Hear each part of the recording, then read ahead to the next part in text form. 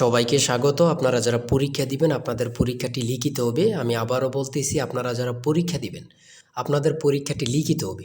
আপনাদের পরীক্ষার জন্য স্পেশাল একটি প্রশ্ন প্যাটার্ন নিয়ে এসেছি। ইনশাল্লাহ এই প্যাটার্ন থেকে 25 থেকে 30 নাম্বার অনায়াসে কমন পাবেন। শুধু ধৈর্য সহকারে সম্পূর্ণ ভিডিওটা দেখেন, আমি দেখিয়ে দিব কোন কোন বিষয়ে কোন কোন টপিক থেকে প্রশ্ন উত্তর আসবে, 100% হুবহুব কিভাবে কমন পাবেন, এই সকল তথ্য নিয়ে আজকে আলোচনা করব। আর বিশেষ করে বলে রাখি, আপনারা যারা পরীক্ষা দিবেন পরীক্ষার প্রশ্ন প্যাটার্ন যেমন থাকবে সেম প্যাটার্নে একদম শর্ট করে স্পেশাল শর্ট চূড়ান্ত সাজেশন তৈরি করা হয়েছে। সাজেশনটি নিতে স্ক্রিনে দেওয়া হোয়াটসঅ্যাপ নাম্বার রয়েছে, ইমো নাম্বার রয়েছে, দুটোর মধ্যে যে কোনো একটি মেসেজ করে সাজেশনটি সংগ্রহ করুন।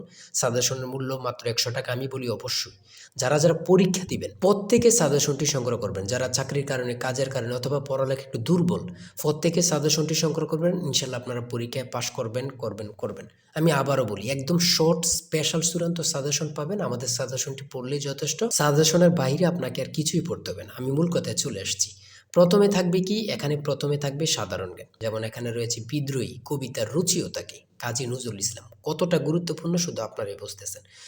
রবীন্দ্রনাথ ঠাকুর কত সালে নোবেল পুরস্কার পান, এটা কত গুরুত্বপূর্ণ আল্লাহ ছাড়া কেউ জানে না। 1913 সালে কত পরীক্ষা আসছে, সেটা আল্লাহ ছাড়া কেউ জানে না।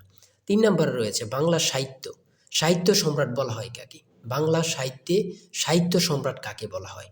বঙ্কিমচন্দ্র চট্টোপাধ্যায়কে। তারপরে রয়েছে 4 নম্বরে বাংলা ভাষায় প্রচলিত 2টি চীনা শব্দ লিখুন। চীনা শব্দ লিখেন, অর্থাৎ আমরা যে ভাষাগুলো প্রতিনিয়ত বলতেছি এই 2টা ভাষা, যেমন চা, চিনি, যেমন এগুলো আমরা মনে করতেছি অনেকে যে এগুলো বাংলা না, এগুলো বাংলা শব্দ না, এগুলো হচ্ছে চীনা শব্দ। ঠিক আছে। বাংলা ভাষায় শব্দসমূহ অর্থ অনুসারে কত প্রকার? 3 প্রকার। বাংলা ভাষার শব্দসমূহ অর্থ অনুসারে কত প্রকার? 3 প্রকার। সন্ধি বিচ্ছেদ থেকে থাকবে। দেখেন, সন্ধি বিচ্ছেদ থেকে আমি যে প্রশ্ন উত্তরগুলো নিয়ে এসেছি এগুলো খুবই গুরুত্বপূর্ণ, আপনাদের পরীক্ষা আসবে। ঠিক আছে।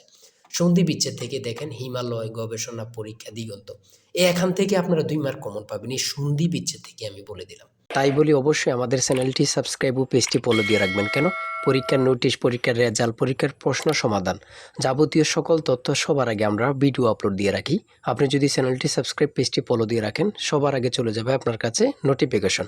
মনে করেন আপনি পরীক্ষা দিয়েছেন, পরীক্ষার প্রশ্ন সমাধান দেখিয়ে দিব, তারপরে রেজাল্টের অপেক্ষা করা লাগবে না, আমাদের চ্যানেলে পেয়ে যাবেন, সকল তথ্য পেয়ে যাবেন, এবং কি নতুন নতুন চাকরির তথ্য পেয়ে যাবে। সার্কুলার দেওয়ার সাথে সাথে আমাদের চ্যানেলে আপলোড দেওয়া হবে। আপনি শুধু আমাদের চ্যানেলটি সাবস্ক্রাইব, পেজটি ফলো দিয়ে রাখলে সবার আগে চলে যাবে আপনার কাছে নোটিফিকেশন। তাই অবশ্যই চ্যানেলটি সাবস্ক্রাইব, পেজটি ফলো দিয়ে আমাদের মেম্বার সদস্য হয়ে আমাদের সাথেই থাকবেন। আপনারা যারা যারা পরীক্ষা দিবেন, আমি বিশেষ করে বলি রাখি, 100 টাকা কিন্তু বড় কথা না। আপনারা প্রত্যেকে সাজেশনটি সংগ্রহ করবেন। ইনশাল্লাহ এই সাজেশনের বাইরে আপনাকে আর কিছুই দেখতে হবে না।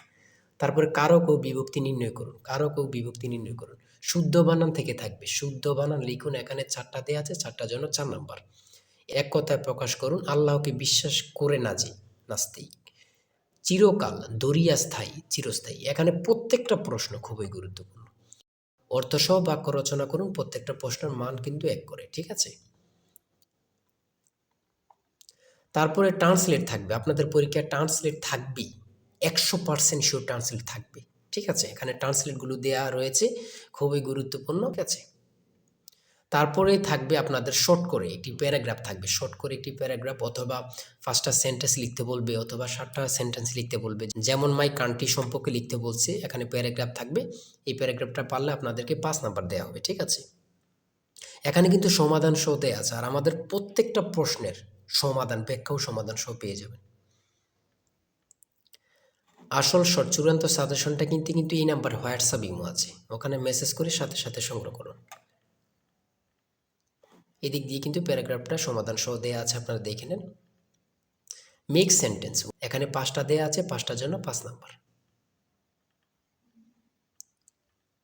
প্রিপোজিশন থেকে থাকবে। আমি বারবার বলে রাখি, ইংরেজি পার্ট থেকে প্রিপোজিশন থেকে আপনার থাকবে।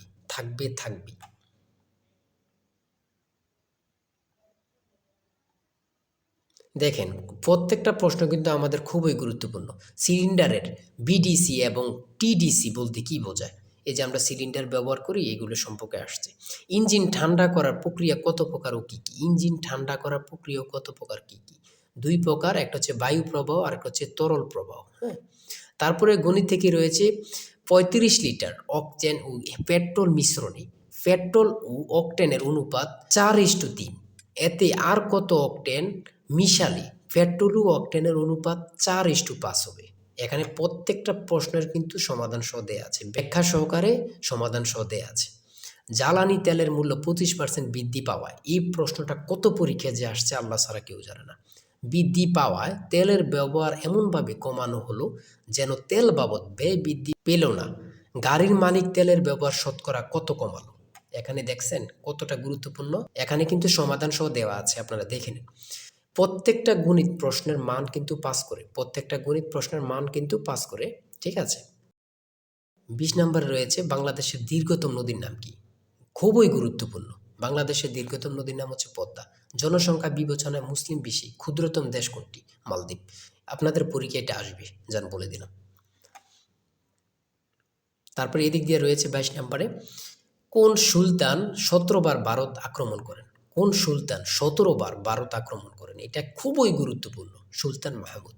60 গম্বুজ মসজিদ কোন জেলা অবস্থিত? বাগেরহাট। 60 গম্বুজ মসজিদ কোন জেলা অবস্থিত? বাগেরহাট। এই প্রশ্নটা কিন্তু চাকরির পরীক্ষা এখন অ্যাভেলেবেল আসতেছে, ঠিক আছে। বাংলাদেশ বিমানের স্লোগান কি? বাংলাদেশ বিমানের স্লোগান কি? আকাশে শান্তির নীড়, আকাশে শান্তির নীড়। গণচীনের প্রতিষ্ঠাতা কি? গণচীনের প্রতিষ্ঠাতা হচ্ছে মাও সেতুং, মাও সেতুং। আধুনিক মালয়েশিয়ার প্রতিষ্ঠাকে, আধুনিক মালয়েশিয়ার প্রতিষ্ঠাতাকে? Mahathir Mohamad, Mahathir Mohamad. BRTA, BRTA এর পূর্ণরূপ কি? Bangladesh road transport authority, Bangladesh road transport authority. পূর্ণরূপ থেকে আপনাদের প্রশ্ন উত্তর থাকবে, এটা ধরে নেন, ঠিক আছে, আমি বলে রাখি। তারপরে 29 নম্বরে রয়েছে বাংলাদেশের চিংড়ি সম্পদকে কি বলা হয়? হোয়াইট গোল্ড, যেটা সাদা সোনা। বাংলাদেশের চিংড়ি সম্পদকে কি বলা হয়? হোয়াইট গোল্ড, সাদা সোনা। এই প্রশ্নটি আপনাদের পরীক্ষা আসবে, যান বলে দিলাম। তারপরে 30 নম্বরে রয়েছে নীল নদের দেশ কোনটি? নীল নদের দেশ কোনটি? মিশর। নীল নদের দেশ কোনটি? মিশর। দুটি ইলেকট্রিক গাড়ির নাম বলো, দুটি ইলেকট্রিক গাড়ির নাম বলো। বাংলাদেশের রেলওয়ে কয়টি অঞ্চলে বিভক্ত? বাংলাদেশের রেলওয়ে কয়টি অঞ্চলে বিভক্ত? দুটি। তারপরে রয়েছে পরিবিবির মাজার কোথায় অবস্থিত? পরিবিবির মাজার কোথায় অবস্থিত? লালবাগ কেল্লা, ঢাকা। পরিবিবির মাজার কোথায় অবস্থিত? লালবাগ কেল্লা, ঢাকা। চলন বিল কোন জেলা অবস্থিত? চলন বিল কোন কোন জেলা অবস্থিত? নাটোর, সিরাজগঞ্জ, পাবনা। চলন বিল কোন কোন জেলা অবস্থিত? নাটোর, সিরাজগঞ্জ, পাবনা। আমি বলি প্রশ্নটি আপনাদের পরীক্ষা আসবে। বাংলাদেশের রেলওয়ে কয়টি অঞ্চলে বিভক্ত? এটা কিন্তু গুরুত্বপূর্ণ। চলন বিল কোন কোন জেলা অবস্থিত? এটাও কিন্তু গুরুত্বপূর্ণ, ঠিক আছে। এই প্রশ্ন উত্তরগুলো কিন্তু খুবই গুরুত্বপূর্ণ। আর আজকের ভিডিও এই পর্যন্তই। আপনারা যারা এখনও সাজেশনটি সংগ্রহ করেননি, দ্রুত এই নাম্বারে হোয়াটসঅ্যাপ ইমো আছে, চূড়ান্ত সাজেশন কিনতে হোয়াটসঅ্যাপ অথবা ইমোতে মেসেজ করুন। এই নাম্বারে হোয়াটসঅ্যাপ অথবা ইমো আছে, আপনারা প্রত্যেকে আমাদের সাজেশনটি সংগ্রহ করে ফেলুন। দ্রুত মেসেজ করে সাজেশনটি সংগ্রহ করে ফেলুন। ইনশাল্লাহ সাজেশনের বাইরে আপনাকে আর কিছুই পড়তে হবে না। আজকের ভিডিও এই পর্যন্ত। সবাই ভালো থাকবেন, সুস্থ থাকবেন। আল্লাহ হাফেজ।